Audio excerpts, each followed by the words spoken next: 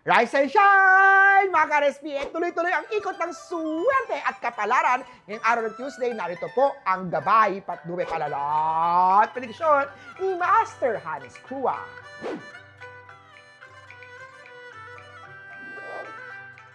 Simulan natin sa mga pinanganak ng Year of the Rat. Magandang araw para ayusin ang matagal ng pending na trabaho. Kaya siguraduhin tapusin ito bago dumating ang mga bagong mga work.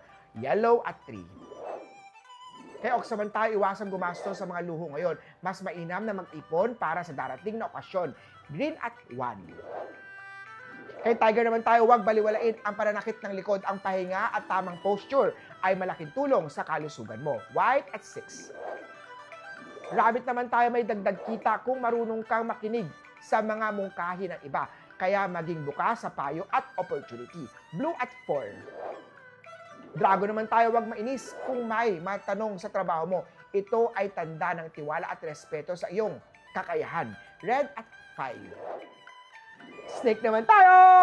Kung swerteng dumarating mula sa nakaraang investment, this can be a form of money, connection, o kahit tao na ininvestanan mo dati ng kagandahang loob. Green at 7.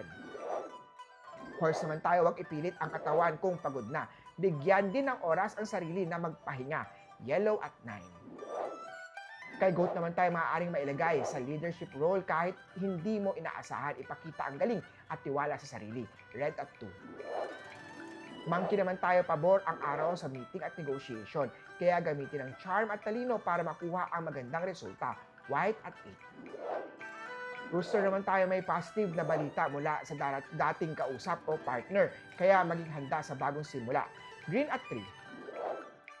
Kay Dog naman tayo, may extra na kita. Mas mainam ilaan ang mga bagay sa makabuluhan kesa sa pansamantalang saya. Blue at 1.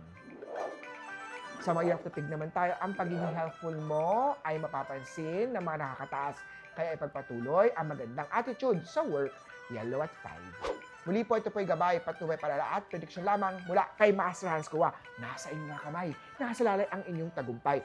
Think positive at i-manifest natin ang success, mga ka-RSP.